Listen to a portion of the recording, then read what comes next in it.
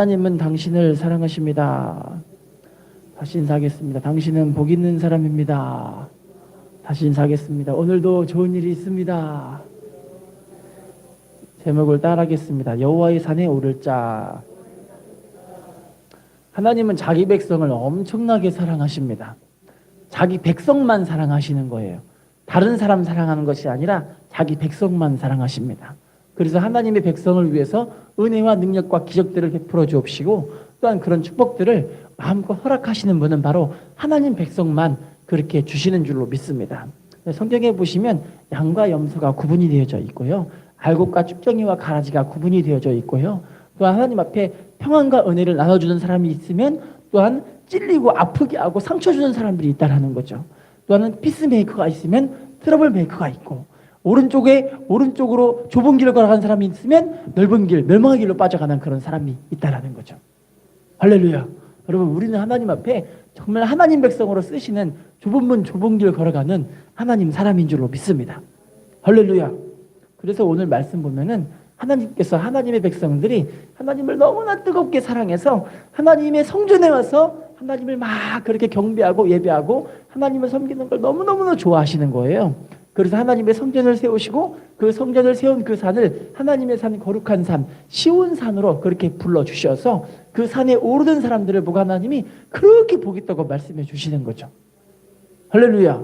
그래서 여러분, 하나님의 산에 올라 하나님의 성전에 오는 사람들은 하나님 백성으로 볼 때는 정말 특권이고 그런 너무나 은혜 받은 사람이고 또한 이곳에 거는 하나님이 오는 그런 사람들을 하나님은 특별하게 구분하셔서 하나님께 영광 드리는 사람으로 세우시는 줄로 믿습니다.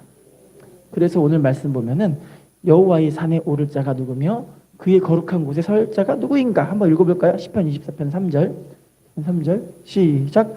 여호와의 산에 오를 자가 누구며 그의 거룩한 곳에 설 자가. 할렐루야. 이렇게 해서 거룩한 곳이란 말의 원의 뜻이 어떤 뜻이냐면 카도시라는 말인데 이 뜻이 하나님의 본질적인 성품을 의미하고 있어요. 바로 세상과 구별된 거룩함, 신성함. 할렐루야. 그래서 하나님이 임재하시는 그 자리가 바로 하나님이 원하시는 말씀하신 하나님의 산, 성전. 할렐루야.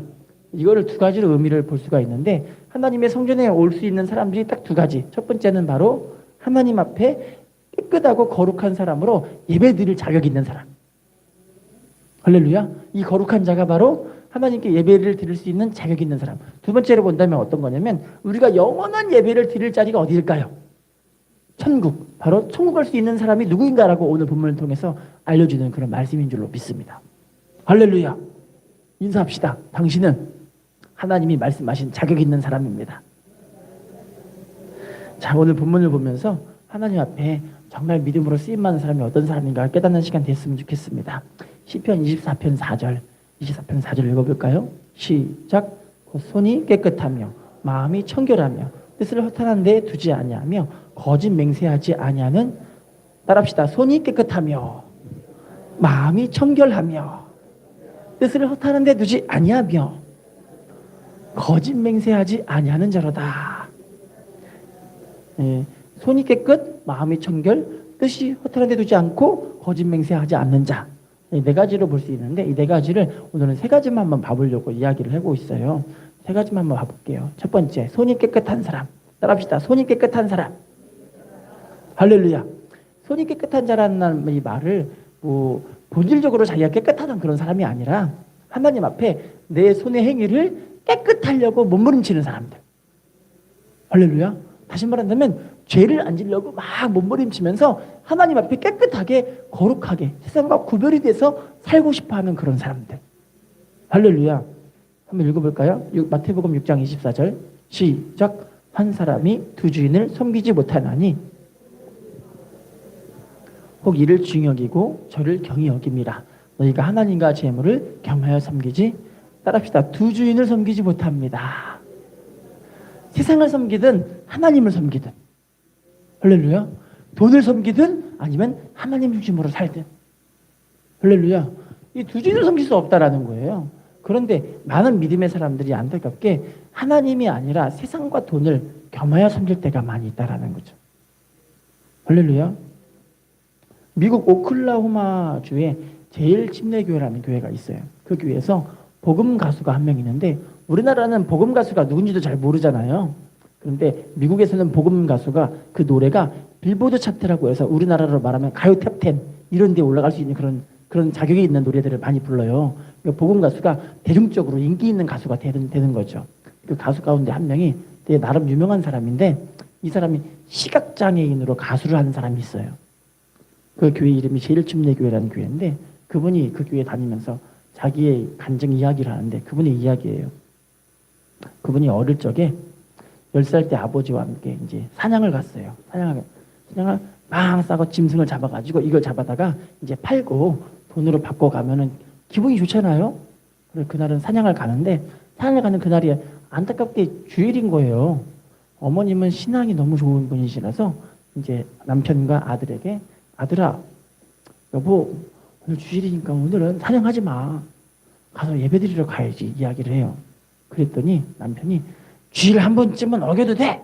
이야기를 하는 거예요. 우리가 이렇게 어렵게 살고 있는데 오늘 사냥을 좀 해가지고 가죽을 팔아서 여러 가지 것들을 팔아서 우리가 돈을 만들 수가 있는데 왜 못 가게 하는 거야? 한 번쯤은 빠져도 돼! 그 얘기를 하는 거예요. 할렐루야. 자, 그래서 이 아버지와 아들이 막 이 가갖고 사냥을 하러 막 쫓아다니고 차를 타고 오토바이를 타고 붕붕 가고 있으면서 막 이제 사냥감을 잡았어요. 저 앞에 토끼하고 노루가 막 달려가고 있어요. 사슴이 막 달려가고 있는 거예요. 막 쫓아가가지고 하는데 뭔가 좀 이상한 짐승이 있는 것 같아가지고 아버지가 막 뛰어갑니다. 막 뛰어가는데 저 끝에 갑자기 이 나무 밑에 이상한 털 같은 게 위에 보이는 거예요. 털이요. 짐승인 줄 알고 겨냥해갖고 빵 쐈어요. 근데 그 빵 쏜 그 대상이 누구냐면 자기 아들을 쏜 거예요. 근데 감사하게 아들은 생명을 잃지 않고 감사하게 눈으로 이게 딱 스쳐가지고 눈 시력만 딱 잃어버리고 나머지는 감사하게 살 수가 있게 되어졌죠. 결국엔 그 시각장애인 대신 복음 가서 하시는 말이 이 일로 인해서 우리 가족 모두는 하나님 앞에 바른 믿음을 지켜나갈 수 있는 가정이 되었습니다. 이건 참 축복입니다라고 스스로 이야기를 하시더라고요. 할렐루야. 여러분 하나님 앞에 두 주인을 섬길 수가 없어요. 손이 깨끗하다는 건 어떤 거냐면 세상이 아니라 하나님을 섬기는 손이 된다라는 거죠. 할렐루야. 세상 돈 벌고 물질적으로 환경적으로 유익되는 것만 쫓아가는 손이 아니라 이제 하나님을 섬기는 봉사하고 내 삶을 내려놓고 하나님을 중심으로 살고 하나님을 중심으로 섬기고 할렐루야. 내게 하나님 맡겨주신 사명과 직분의 책임과 의무를 다하고 하나님을 뜨겁게 사랑하는 이 손이 바로 하나님께 깨끗하고 거룩한 손 되게 하실 줄로 믿습니다. 자, 그러면 손이 깨끗한 사람이 누구일까요? 이사야 1장 16절 말씀 읽어볼까요? 1장 16절 시작. 너희는 스스로 씻으며 스스로 깨끗하게 하여 내 목전에서 너희 악한 행실을 버리며 행악을 그치고 따라합시다. 스스로 씻으며 스스로 깨끗하게 하여 다시 따라할게요. 악한 행실을 버리며 행악을 그치고 할렐루야. 여러분 우리 믿음 생활할 때 정말 내가 스스로 깨끗할 수 있게 하나님께 좀 몸부림쳐야 돼요. 신앙이 회복된다는 건 내가 스스로 하나님 앞에 그래 내가 은혜를 좀 회복해보자. 내가 한번 기도의 삶을 회복해보자. 하나님의 음성 듣는 것들을 좀 회복해보자. 하나님의 뜨거운 심령과 은혜를 좀 회복해보자. 이게 자기 스스로가 하나님께 좀 의지가 있고 결단이 있고 주님을 바라볼 수 있는 그런 힘이 있어야 할 줄로 믿습니다. 할렐루야. 잠언 21장 8절 말씀 읽어볼까요? 시작. 죄를 크게 범한 자의 길은 심히 구부러지고 깨끗한 자의 길은 따라합시다. 죄를 크게 범한 자의 길은 어떻대요? 심히 구부러져요. 자, 깨끗한 자의 길은 어떻대요? 곧다라는 거예요. 여러분 다시 말한다면 죄를 안 지려고 내가 몸부림치면서 하나님 말씀에 순종하면서 믿음으로 깨끗한 길을 걸어가는 사람들은 길이 쭉 가는 거예요. 길이 곧아요. 할렐루야. 여러분 성경 보세요. 정말 죄를 범하지 않으려고 몸부림쳤던 사람 가운데 한 명이 요셉이잖아요. 요셉이 정말 여러분 보디발의 아내가 막 유혹을 하는데도 불구하고 그 유혹을 어떻게 해요? 하나님이 보고 계신데 내가 어떻게 죄를 짓냐고 이야기를 하잖아요. 너무나 좋은 기회예요. 이 여자의 유혹만 딱 받아들여서 이 여자의 그냥 이 세상적으로 이야기하면 그냥 섹스 파트너죠. 그런 섹스 파트너로 그냥 이렇게 같이 여자에게 빌붙어 살면은 자기가 풀려날 수 있는 기회가 생기는 거예요. 할렐루야. 풀려나고 아버지께 돌아가고 물질적으로 유익적으로 아주 환경적으로 막 풀풀 풀리는 그런 상황임에도 불구하고 이 남자는 하나님이 보고 계시는 내가 어떻게 하냐. 할렐루야. 결국 하나님이 그 사람을 국무총리로 30살에 세우신 줄로 믿습니다. 우리의 삶도 여러분 깨끗한 자의 길은 하나님께 바로 세워지기 때문에 하나님 바로 가게 하세요. 근데 죄를 범하는 사람이기 때문에 길이 구불구불하니까 맨날 늦어지는 거예요. 하나님의 축복도 늦어지고 가정의 화목도 늦어지고 자식들이 잘 되는 것도 늦어지고 자꾸 늦어지게 할 수밖에 없게 되어지는 거예요. 할렐루야. 인사하겠습니다. 깨끗한 당신이 고속도로를 달리고 있습니다. 자, 이사야 35장 8절, 이사야 35장 8절 시작. 거기에 대로가 있어 그 길을 거룩한 길이라 일컫는 바 되리니 깨끗하지 못한 자는 지나가지 못하겠고 오직 구속함을 입은 자들을 위하여 있게 될 것이라. 우매한 행위는 그 길로 다니지 못할 것이며. 따라합시다. 거기에 대로가 있어 거룩한 길이라. 다시 따라할게요. 깨끗하지 못한 자는 지나가지 못하겠고. 여러분 거기에 대로라는 게 뭐냐면 큰 길 고속도로잖아요. 할렐루야. 거기 여러분 누가 간다고 나와 있죠? 거룩한 길. 거룩한 길인데 깨끗하지 못한 사람은 못 간대요. 할렐루야. 성경에서 그래서 우리들에게 시온의 대로가 열린다라는 그 말이 무슨 말이냐면 하나님 앞에 내 삶을 깨끗하고 거룩한 삶으로 세워나가는 거예요. 여러분 믿음의 사람들은요 진짜 능력이 어떤 거냐면 거룩함을 유지하는 것이 능력이에요. 세상과 구별됨을 살아가는 것이 바로 능력이에요. 그럼 하나님은 우리의 삶을 직선으로 확 세우시고 시온의 대로 열리게 하시고 하나님의 축복을 마음껏 불러일으킬 수 있는 축복으로 우리를 쓰실 줄로 믿습니다. 미국 몬테나 산맥이라고 들어보신지 모르겠어요. 저도 잘 모르겠는데요. 이 산맥이 엄청 아름답대요. 엄청 아름다워. 왜 아름다우냐면 이 산맥 위에서 이 만년 빙하가 있는데 그 빙하가 막 내리는 그 물들이 엄청 아름답고 산이 너무 아름답고 사람들이 그래서 이 산에서 이제 힐링을 얻으려고 가는 사람들이 참 많이 있거든요. 근데 유진 피터슨이라고 아마 유명한 분이신데 들어보셨을 거예요. 이분이 이제 그 산맥을 지나가고 있는데 산맥 앞에 이 병원이 있는데 병원에 사람이 딱 누워 있어요.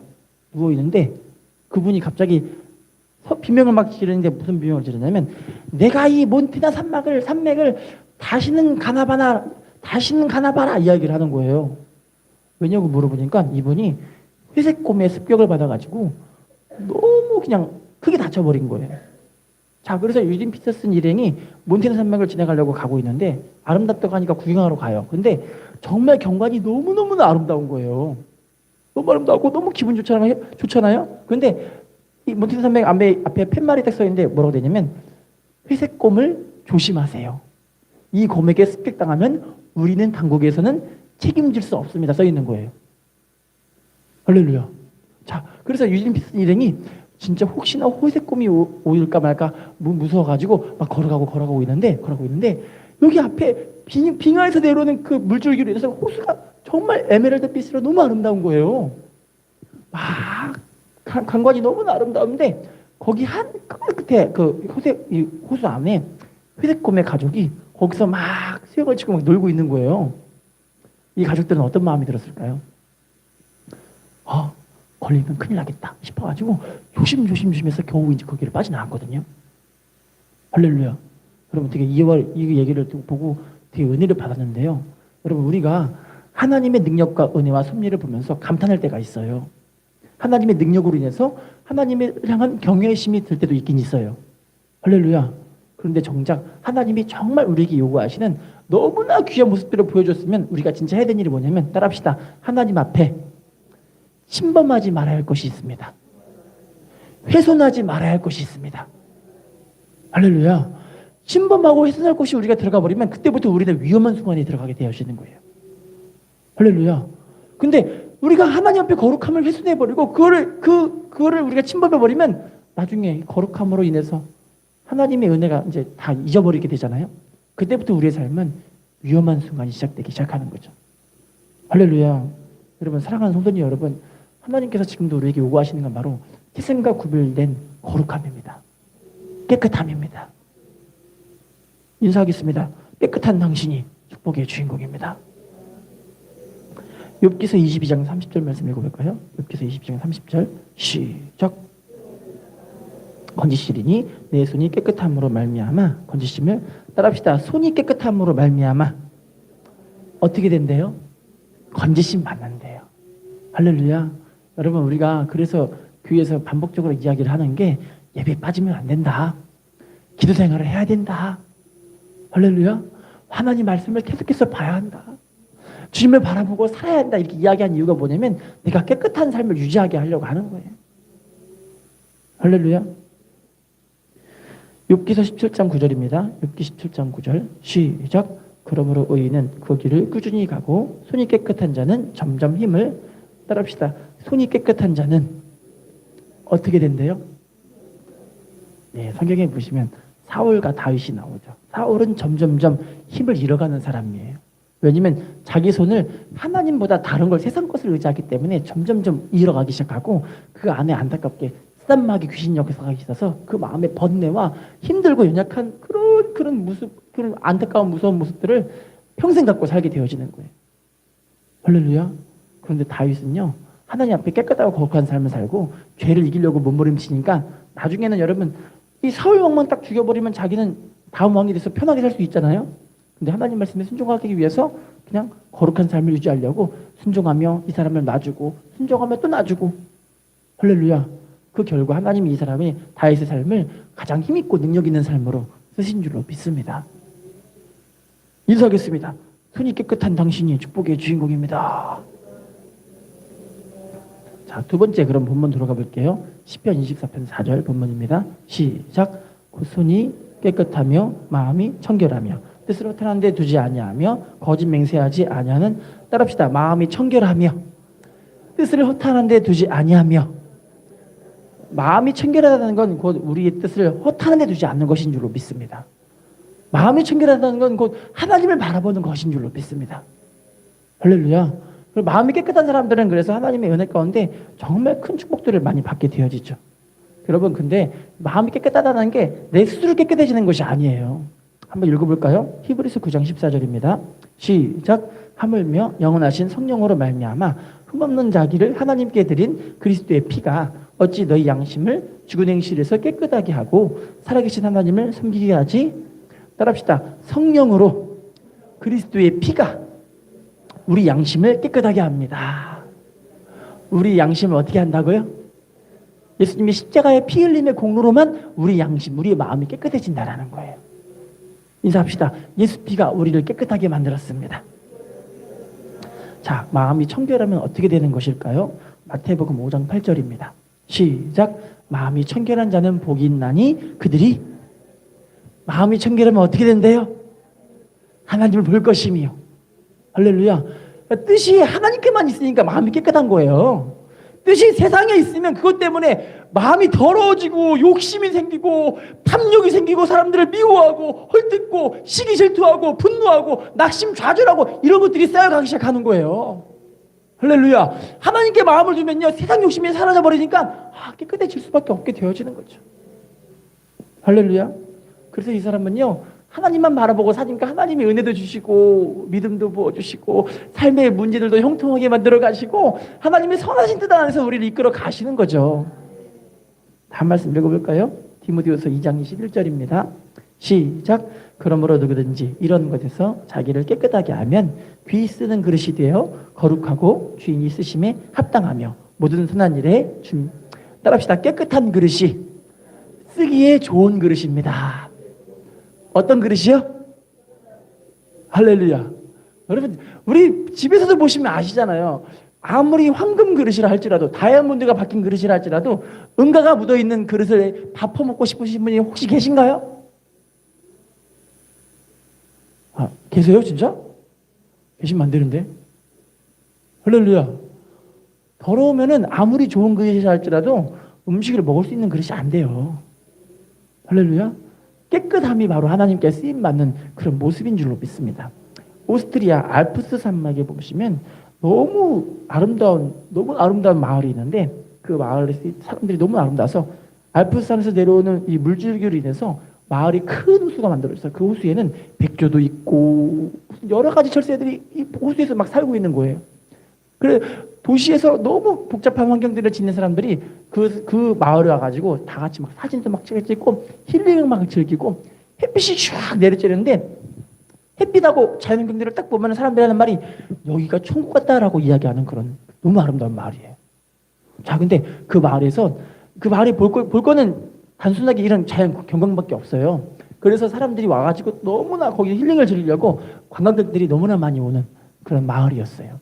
자, 그 마을에서 시의회가 열렸습니다. 의회가 열렸는데 시의원이 의회를 열면서 사람들에게 공포를 하고 있다가 마을의 예산들을 집행하는 장면들을 보게 되는데 집행하는 그 내역서를 보다 보니까 거기에 수원 관리인 해가지고 노인 한 명에게 계속해서 월급을 주는 장면이 나와요. 그래서 아니 이거 도대체 이 수원 관리인이 뭐 하는 사람이냐 그랬더니 글쎄요 저희는 하는 일이 무슨 일인지 잘 모르겠어요. 그런데 이 노인이 그냥 수원을 관리하고 있겠죠 뭐 이렇게 이야기를 하니까 이 의원이 여기서 예산을 줄일 수 있겠다 싶어가지고 이 수원 관리인을 당장 자르십시오 이야기를 한 거예요. 자, 그래서 수원 관리인 할아버지께 가더니 할아버지 오늘부터 여기 그냥 오지 마세요 이야기를 했어요. 여러분 그 다음부터 이 할아버지가 없는 그 다음부터 이 마을에 너무너무 아름다운 이 호수 안에 물이 점점점 더러워지기 시작하는데 아무도 눈치를 못 채요. 자, 한 3개월 정도가 지나갔어요. 지나가고 나서 원래 그 철에 따라 백조가 날라와야 되는데 백조가 안 오는 거예요. 물이 더러워서. 할렐루야. 게다가 날씨가 좀 흐리멍텅하고 비가 좀 오는 날이면은 이 호수에 있는 물이 막 이상한 더러운 물들이 막 흙탕 물들이 막 들어오기 시작하고 조금 지나가니까 그 물에서 악취가 나기 시작하는 거예요. 그래서 무슨 일인가 싶어가지고 마을 사람들이 막 올라가가지고 수원으로 물이 쏟아 나오는 그 산맥으로 올라갔는데 알고 보니까 올라가는 길에서 물이 쏟아지는 그 길에 돌이 막 쌓여 있고 심지어는 이 나뭇가지, 이파리 이런 것들이 막 가득 쌓여 있고 또 좀 더 올라가니까 어떤 일이 벌어졌냐면 짐승의 사체와 더러운 오물들이 가득 쌓여 있는 거예요. 할렐루야. 알고 보니까 그 마을에서 하는 말이 우리가 정말 중요하게 여겼던 사람이 바로 이 수원 관리인 할아버지였구나. 이 할아버지가 여기를 깨끗하게 유지해 줬기 때문에 우리 마을이 깨끗해서 사람들이 관광객이 오고 사람들이 막 번성하고 아름답다고 칭찬하고 그럴 수밖에 없었는데 이분을 우리가 잘라버렸으니 어떻게 하면 좋냐라고 하면 사람들이 다시 할아버지랑 모여가지고 할아버지 좀 치워주세요 그 얘기를 하는 거예요. 할렐루야. 여러분 깨끗한 곳에 하나님의 역사가 임해요. 할렐루야. 세상적이고 세속적이고 욕심이 가득하고 혈기와 시기 질투와 분노함이 가득 차 있는 이런 세상에서는요 하나님의 역사를 못 하세요. 할렐루야. 바로 우리가 하나님이 말씀하신 깨끗한 사람으로 부름 받은 줄로 믿습니다. 할렐루야. 자, 시편 73편 1절 말씀 읽어볼까요? 시편 73편 1절 시작. 하나님이 참으로 이스라엘 중 마음이 정결한 자에게 어떻게 하신대요? 마음이 정결한 자에게 어떻게 하신다고요? 마음이 깨끗한 사람에게 선을 행해 주시는 거예요. 마음이 더러운 사람에게는 선을 안 행해 주세요. 할렐루야. 여러분 특별히 우리의 뜻을 하나님 앞에 믿음으로 주님만 바라보는 사람들이 됐으면 좋겠어요. 요한복음 13장 2절입니다. 시작. 마귀가 벌써 시몬의 아들 가룟 유다의 마음에 예수를 팔려던 생각을 여러분 가룟 유다는 뜻을 어디에 뒀냐면 돈에 둔 거예요. 할렐루야. 돈에 뒀으니까 이 사람의 결국은 예수님을 팔아버리고 구원을 잃어버린 거예요. 할렐루야. 예수님 팔아버리고 구원 잃어버린 그의 결국은 어떻게 됐냐면 사도행전 보시면 그 사람은 목매달아 자살을 하게 됩니다. 왜냐하면 인생에 의미와 목적이 없으니까 그렇게 사는 거예요. 할렐루야. 여러분 우리는요 하나님의 영광을 위해 이 땅에서 하나님께서 하나님으로부터 우리를 이 자리에 부르신 줄로 믿습니다. 우리를 이 자리에 보내신 줄로 믿습니다. 이 자리에 심으신 줄로 믿습니다. 그럼 여러분 우리의 뜻을 하나님께 둬서 깨끗한 마음을 유지하셨으면 좋겠어요. 할렐루야. 근데 여러분 이렇게 세상이 아니라 하나님께 마음 두고 살면요 솔직히 말씀드릴게요. 세상에 마음 안 두고 살기 때문에 이제 물질적으로 환경적으로는 그렇게 생각 안 하고 살아요. 다른 사람보다 좀 뛰어나게 살 수 없을 수도 있어요. 할렐루야. 그런데 하나님이 세우시면 되는 거예요. 하나님 우리를 세우시니까 우리의 삶이 화평하고 은혜가 넘치고 축복된 삶을 살게 하실 줄로 믿습니다. 인사합시다. 당신의 마음을 하나님께 두는 당신이 축복의 주인공입니다. 인사합시다. 뜻을 하나님께 둡시다. 자, 세 번째 본문으로 돌아가 볼까요? 시편 24편 4절 읽어보겠습니다. 시작. 곧 손이 마음이 청결하며 뜻으로 타는 데 두지 아니하며 따라합시다. 거짓 맹세하지 않는 자로다. 여러분, 하나님이 제일 싫어하는 것이 바로 거짓말이거든요. 사단이 좋아하는 게 바로 거짓말이에요. 왜냐면 성경에 이 사단을 거짓의 아비라고 표현을 하고 있거든요. 거짓말의 아빠가 바로 사탄인 거예요. 그러면 진실과 정직함의 아버지는 하나님이신 거죠. 할렐루야. 여러분, 이 시대가 지금 너무나 악한 시대로 가고 있는 게 뭐냐면 진실과 정직이 사라지고 거짓이 팽배한 나라가 돼버린 거예요, 지금요. 할렐루야. 정치인들도 말만 하면 다 거짓말들. 주변 사람들도 다 말만 하면 다 거짓말들. 오죽하면 어떤 학자가 이 거짓말 한 사람이 거짓말을 하루에 얼만큼 하는지를 계산해 봤는데 한 사람이 거짓말을 1시간에 한 번씩은 거짓말을 꼭 한다라는 거예요. 평균을 내보니까 한 사람이 하루에 18번 이상을 거짓말을 한다라는 거예요. 할렐루야. 그러면 안타깝게 믿음의 사람들은요, 절대 이 거짓을 이제 경계해야 할 줄로 믿습니다. 왜냐면 9계명 보세요. 9계명. 내 이웃에 대해서 뭐 하지 말라고 나와 있죠? 거짓 증거. 거짓말 하지 말라는 거예요. 할렐루야. 고등학생 몇 사람이 있었습니다. 주일날이 되었어요. 일요일이니까 쉬는 날이잖아요. 그래서 주일날 마음껏 놀다가 이제 월요일날 학교 가야 되는데 학교 가기가 싫은 거예요. 친구들끼리 짜 맞췄어요. 4명인데 4명이 짜 맞춰가지고 얘들아, 우리가 이렇게 열심히 재밌게 놀았는데 학교 가기 정말 싫지 않냐? 그러면 우리 선생님께 거짓말하자. 무슨 거짓말? 밖에서 이 시외에서 놀다가 왔는데 차를 타고 왔는데 차가 빵꾸가 나가지고 그 빵꾸 때문에 학교를 못 왔다고 하자. 그랬더니 야, 그러면 하루 종일 다 빠져버리면 안 되잖냐. 그러니까 우리가 학교 끝날 때쯤에 가가지고 그때까지는 실컷 놀고 학교 끝날 때쯤에 가서 선생님께 우리가 거짓말을 하자 이야기를 한 거예요. 그래서 입을 맞추고 그래, 우리가 빵꾸 난 걸로 이제 얘기를 하고 선생님께 거짓말하자 해서 다음날 드디어 월요일날 실컷 놀고 이제 끝날 때쯤에 학교를 갔어요. 갔는데 선생님께 이야기를 해요. 선생님, 실은요, 저희가 가는 그 자리에서 열심히 놀긴 놀았는데 차가 빵꾸가 나가지고 겨우 고쳐서 이제 여기 왔어요. 선생님 어떻게 하면 좋아요? 그랬더니 선생님이 씨 웃어요. 웃으면서 그럴 수도 있지 이렇게 얘기를 해요. 자, 그러면서 4명에게 따로따로 교실로 불러가지고 종이를 줘요. 여기다가 야, 그러면 빵꾸가 어디 쪽에 났냐? 왼쪽에 났냐? 오른쪽에 났냐? 앞바퀴에 났냐? 뒷바퀴에 났냐? 써라 한 거예요. 4명이 어떻게 했을까요? 다 따로따로 써버린 거예요. 할렐루야. 거짓말은 들통나요. 할렐루야. 망신을 당하는 거죠. 그러니까요. 인사하겠습니다. 진실한 당신이 축복의 주인공입니다. 시편 15편 2절 3절, 시편 15편 2절 3절, 시작. 정직하게 행하며 공의를 실천하며 그의 마음의 진실을 말하며 그의 혀로 남을 허물하지 아니하고 그의 이웃에게 악을 행하지 아니하며 그의 이웃을 비방하지 아니하며. 따라합시다. 정직하게 행하며 공의를 실천하며 그의 마음의 진실을 말하며. 따라합시다. 혀로 허물하지 아니하며.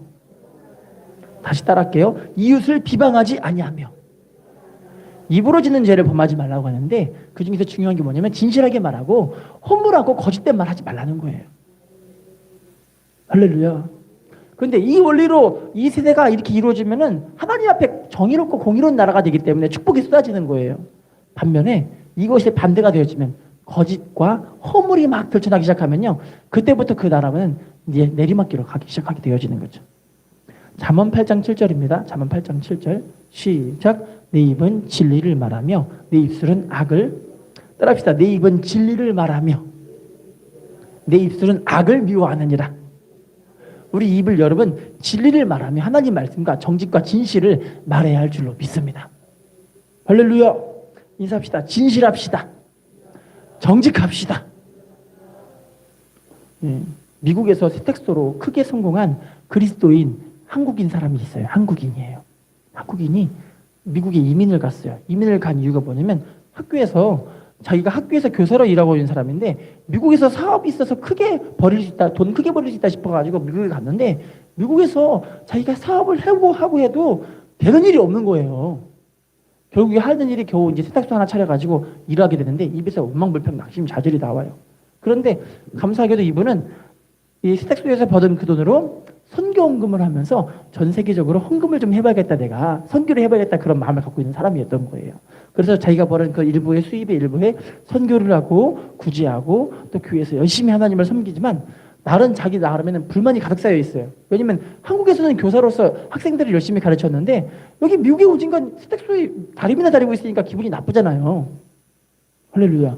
자, 어느 날은요, 세탁소에 세탁물이 왔는데, 세탁물 보는, 여러분 보통 세탁소 가면은 주머니 다 뒤지잖아요.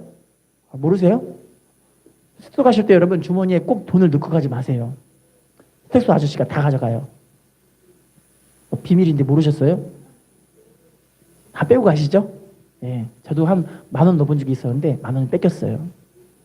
그런데 그 세탁소 주인이 이 옷을 딱 뒤지는데 그 안에 미국 돈으로 2,700달러가 들어있는 거예요. 우리나라 돈으로 말하면 320만 원 정도 되는 그 돈이거든요. 지금 현재요. 큰 돈이잖아요. 그랬더니 세탁소 주인이 다니면서 에이씨, 내가 지금까지 세탁소에서 세탁질하는 것 자체가 너무 기분 나쁘고 짜증나는데 세상에 세탁물까지도 나를 시험에 들게 만드네, 이렇게 얘기를 하는 거예요. 세탁물까지도 자기를 시험에 들게 만든대요. 자, 세탁 일을 다 끝내고 나서 이제 세탁물을 찾으러 주인이 왔어요. 이 주인에게 옷을 건네주면서 이보시오, 왜 이 돈으로 나를 시험에 들게 만드시오? 난 이렇게 나를 시험에 들기는 것 자체가 너무 싫소 하면서 2,700달러를 건네줬어요. 주인이 어떤 마음이 들었을까요? 고마웠을까요? 알고 보니까 그 세탁물 주인이 다음에 한번 또 와서 찾아오더니 이 세탁소 주인에게 하는 말이, 여보세요, 당신이 우리 회사의 세탁소 공장의 공장장이 돼주세요, 얘기를 한 거예요. 알고 보니까 그분이 누구냐면, 세탁물 주인이 누구냐면 항공사 부사장이었던 거예요. 할렐루야. 그래서 그분은 지금 세탁소 그 주인은요 700여 명의 직원을 거느린 그런 공장의 사장이 돼 있어요. 엄청나지 않아요? 할렐루야. 여러분, 정직함이 곧 능력인 줄로 믿습니다. 믿음의 사람들은요, 진실하고 깨끗하고 거룩하면 이제 이게 끝이에요. 이게 능력이에요. 진실하고 깨끗하고 정직하고 하나님 바라보기 때문에 깨끗하잖아요. 뜻이 세상이 아니라 물질이 아니라 주님 바라보고 살잖아요. 하나님이 세우셔서 축복하실 줄로 믿습니다. 시편 15편 4절 시작. 그의 눈은 망령된 자를 멸시하며 여호와를 두려워하는 자들을 존대하며 그의 마음에 선하는 것은 해로울지라도, 따라합시다. 그의 마음에 선한 것은 무할지라도 변하지 말아야 할까요? 내게 해가 될지라도 변하지 않게 하나님 말씀에 순종하는 거예요. 그러니까 하나님께 약속한 것마다 좀 지키라는 거죠. 할렐루야. 인사합시다. 하나님 앞에 정직한 당신이 축복의 주인공입니다. 자, 이렇게 세 가지 말씀드렸는데, 이렇게 하나님의 산에 오른 사람들은 어떤 사람이 될까요? 시편 24편 5절 본문입니다. 본문 시작. 따라합시다. 여호와께 복을 받고. 여호와께 뭘 받는데요? 복이 좋은 걸까요? 나쁜 걸까요? 좋은 것으로 채우실 줄로 믿습니다.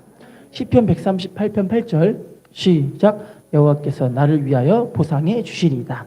여호와여, 주의 인자하심이 영원하오니 주의 손으로 지으신 것을 버리지. 따라합시다. 여호와께서 나를 위하여 보상해 주시리이다. 하나님이 어떻게 해주신대요? 보상해 주신대요.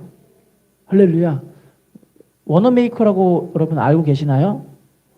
미국에서 최초의 백화점을 만든 사람이에요. 백화점왕 워너메이커.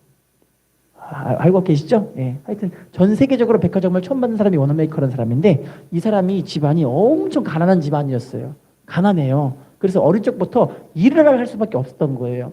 자, 이 어린 아이가 학교 일을 중퇴를 하고 학업을 중단하고 중퇴하고 초등학생이 이제 상점에서 일을 하러 갔어요. 상점에 일을 하러 가는데, 상점이 나름 이름 있는 상점이거든요. 이 가전제품 이런 걸 마음대로 판매하는 그런 제품 매장이었던 것 같아요. 자, 그 매장에서 장사를 하는데 이 어린이가 손님이 오면은, 손님, 이 제품은 이게 좋지만 이건 안 좋아요. 가격 대비 이거는 정말 안 좋은 거예요. 막 이야기를 해주는 거예요. 그랬더니 이 사장이 그걸 보더니, 야, 워너메이커, 너 왜 그렇게 정직하게 해? 그렇게 하면 돈을 못 벌어. 좀 거짓말 좀 해 이야기를 해요. 그랬더니 이 어린이가 뭐라고 하는지 아세요? 사장님, 저는 거짓말을 못해요. 따라합시다. 저는 거짓말을 못해요. 얘기를 하는 거예요. 그랬더니 이렇게 얘기를 해요. 사장님, 우리가 장사를 하면은 단기간으로 볼 때는 속여 팔면 사람들이 잘 살고 살 것 같긴 하지만 장기적으로 보면은 정직한 사람에게 손님들이 많이 오지 않을까요? 초등학생이 이런 얘기를 하는 거예요. 저한테 조금만 맡겨보세요. 제가 이 맡긴 일을 이 정도 기간 동안에 사장님이 원하는 그 정도의 매출이 오르지 않는다면 안 해도 괜찮아요. 이야기를 해요. 자, 원어메이커 그때부터 손님들이 오면은 정직하게 얘기를 다 해줘요. 할렐루야. 근데 손님들이 처음에는 뭐 이런 가족이가 다 있어 막 그러다가 나중에는 아, 세상에 저렇게 정직한 곳이 있었네 라는 사람들이 풍문이 들더니 그 자리에 손님들이 가득 차기 시작하는 거예요. 할렐루야. 왜냐면 여기는 믿고 살 수 있는 곳. 할렐루야. 여러분 솔직히 말씀드려보세요. 단골 가게가 믿고 갈 수 있는 데가 단골 가게가 아닌가요? 할렐루야. 근데 믿지 못하는 사회는 이미 안타깝게 그냥 틀어져 버린 사회가 되는 거죠. 인사합시다. 정직한 당신에게 하나님이 보상해 주십니다. 자, 어떤 복을 성경에서는 나와 있는지 잠깐 볼게요. 사무엘하 6장 11절. 사무엘하 6장 11절. 시작. 여호와의 개가 가드 사람 오베데돔의 집에 석 달을 있었는데 여호와께서 오베데돔과 그의 온 집에 따라합시다. 여호와께서 오베데돔과 그의 온 집에 복을 주시니라. 하나님이 복을 주시는 그 축복. 자, 그 축복 잠깐 보겠습니다. 역대상 26장 4절 5절. 역대상 26장 4절 5절. 시작. 오베데돔의 아들들은 맏아들 스마야와 둘째 여호사밧과 셋째 유아와 넷째 사갈과 다섯째 느다넬과 여섯째 암미엘과 일곱째 이사갈과 여덟째 부올레데이니 이는 하나님이 오베데돔에게 복을 주셨습니다. 따라합시다. 하나님이 오베데돔에게 복을 주셨습니다. 하나님이 자손의 번성에 축복들을 주시는 거예요. 자녀들이 잘 되기를 원하시죠? 할렐루야. 하나님께 복받기를 부탁을 드리겠습니다. 사무엘하 7장 29절. 사무엘하 7장 29절. 시작. 이제 청하건대 종의 집에 복을 주소서. 주 여호와께서 말씀하셨사오니 주의 종의 집이 영원히 복을 받게 하옵소서. 따라합시다. 주의 종의 집이 영원히 복을 받게 하옵소서. 다윗이 하나님께 기도하는 내용이에요. 하나님, 주의 종의 집에 영원한 복을 주세요. 여러분, 세상의 복은 일시적입니다. 하지만 하나님 주신 복은 자자손손 이루어지는 그런 축복인 줄로 믿습니다. 여러분, 기왕이면 하나님을 백으로 삼으시고 하나님의 축복이 쏟아지는 가정들을 세우시기를 부탁을 드리겠습니다. 여러분, 제가 충격적인 이 사실을 말씀을 드릴게요. 이 가정이 축복받은 내용이, 이건 원래 가정에 대해 말씀드려야 되는 건데 오늘은 가정에 대한 축복이 나와 있으니까 얘기를 드릴게요. 케네디 대통령 가문 아시죠? 케네디 대통령 가문. 케네디 대통령의 할아버지가 양주장 술집을 마련했어요. 술집이요. 근데 그 양주장 공장을 통해서 많은 사람들의 인생이 망가져 버린 거예요. 근데 양주장 때문에 돈을 엄청 벌었어요. 케네디 가문이. 그 돈으로 대통령에 당선해갖고 선거해갖고 당선이 된 거예요. 할렐루야. 여러분, 근데 케네디 대통령이 얼마나 그 가문이, 케네디 대통령은요 46세 암살을 당했습니다. 그의 아들 존 F 케네디 2세는요 38세에 경비행기가 추락해서 죽어버렸고요. 둘째 아들 패트릭 부비 케네디는요 조산아로 태어나서 아버지가 암살되기 전에 죽어버렸어요. 케네디 대통령의 동생 로버트 케네디는요 42세에 암살을 당했고요. 그의 아들 마이클 케네디는요 39세에 스키를 타다가 나무에 머리를 박고 죽어버렸어요. 큰아들 데이비드 케네디는요 약물 과다 복용으로 사망해버렸고요. 케네디 대통령의 맏형 조세프 케네디는요 2차 세계대전 중 비행기 피격으로 29세에 죽었어요. 할렐루야. 게다가 케네디 대통령의 여동생 캐슬린 케네디는요 비행기 사고로 28세에 죽게 되었고요. 또 누나인 로즈마리 케네디는요 정신지체 장애로 평생 병원 신세를 지게 되셨어요. 할렐루야. 기가 막히죠? 이유가 뭘까요? 단기간으로 자기는 돈 잘 벌 수 있는 일을 선택했어요. 근데 가문이 멸망해버린 거예요. 자, 그러면 이거에 반대된 가문을 말씀드릴게요. 미국에 가시면요, 이 매사추세츠주라는 뉴 샴프톤이라는 이 마을이 있어요. 그 마을에 보면은 이 마을이 3만 5천 명밖에 안 사는 작은 도시거든요. 근데 그 도시가 미국 전체에서 수많은 관광객들이 오는 그런 마을인 거예요. 작은 마을인데. 왜냐면 그 마을에 딱 한 개, 작은 오두막이 한 개 있어요. 오두막 딱 한 개. 근데 그 오두막이 이름이 뭐냐면 미국을 변화시킨 가문의 집입니다. 써 있어요. 할렐루야. 그 가문의 이름이 남편이 조나단 에드워드라는 사람과 아내는 사라라는 여자인데 둘 다 뒤 배경과 이 조상들이 변변치 않은 그런 사람들이에요. 돈도 없는 그런 집안이었어요. 자, 그런데 그분들이 이 초라한 부부임에도 불구하고 미국을 변화시켰다고 얘기하는데 이분들의 후손들을 제가 말씀을 드려볼게요. 이분이 이 두 명이 12명의 자녀를 낳았는데 4대, 5대에 걸쳐서 후손을 늘려나간 결과 자, 가문이 어떤 사람들이 나왔냐면 부통령이 1명, 13명이 대학 총장이 나왔고요. 3명의 주지사가 나왔고요. 3명의 시장이 나왔어요. 149명의 변호사가 나왔고요. 48명의 판검사가 나왔어요. 118명의 목사님이 나왔고요. 75명의 사업가가 나왔고 25명의 발명가가 나왔고 66명의 교수가 나왔고 82명의 차관급 공무원이 나왔고 68명의 의사가 나왔어요. 별로 안 놀라시네요. 자, 그래서 이 가문을 연구한 사람이 케네디 대통령의 가문과 조나단 에드워드의 가문을 조사해서 결론을 내린 게 어떤 거냐면 조나단 에드워드의 가문은 자녀들에게 신앙의 유산을 물려줬다. 그래서 명문 가문으로 하나님이 만드셨다. 이게 결론이 난 거예요. 할렐루야. 여러분, 우리도요, 기왕이면 믿음의 명문가를 만드시면 좋겠는데 자녀들에게 믿음과 신앙을 전수해 줘야 됩니다. 여러분, 근데요, 자녀들에게 믿음을 전수한다는 게 쉽지가 않더라고요. 저희도 보니까 우리 자녀들에게 성경 읽자 그러면 재미가 없다 그래요. 성경 읽자 재미없어. 성경 읽자 재미없어. 안 읽어 막 그래요. 할렐루야. 기도하자. 나는 기도를 못해 이러더라고요. 이게 쉽지가 않아요. 여러분, 그래도 기도하셔야 돼요. 부모님이 자녀들의 손을 꼭 붙잡고 얘들 한번 기도하자.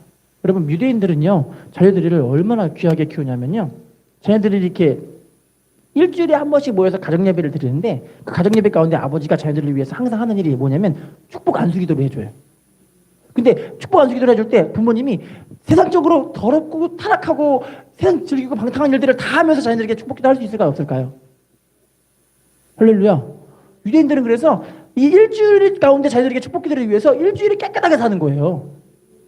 하나님이 이들을 축복하시기를 바라는 마음으로. 할렐루야. 그러니까 자녀들이 축복기도를 해주면 자녀들이 무릎을 딱 꿇고 부모님 기도를 딱 받으면서 하나님이 나를 축복하실 것을 믿습니다 하면 아이들이 진짜 믿음으로 그렇게 받아들이는 거예요. 할렐루야. 여러분, 우리가 하나님 앞에 이런 축복된 가문들을 세우시기를 부탁을 드리겠습니다. 마지막입니다. 시편 24편 5절 마지막 시작. 그는 여호와께 복을 받고 구원의 하나님께 따라합시다. 구원의 하나님께 의를 얻으리니. 이 의라는 것은 바로 우리가 천국 들어갈 수 있는 하나님의 의인 줄로 믿습니다. 우리 주 예수 그리스도의 피 흘림의 공로인 줄로 믿습니다. 이걸 통해서 하나님께 귀하게 쓰임받고 영광 돌리시는 우리가 다 되셔서 정말 이 마지막 때에 하나님께 정말 귀하게 쓰임받고 하나님의 축복도 마음껏 받으시고 우리 자녀들에게 은혜를 마음껏 전수해 줄 수 있는 믿음의 가문 되시기를 예수님의 이름으로 부탁을 드리겠습니다. 인사하겠습니다. 믿음으로 사는 당신이 축복의 주인공입니다.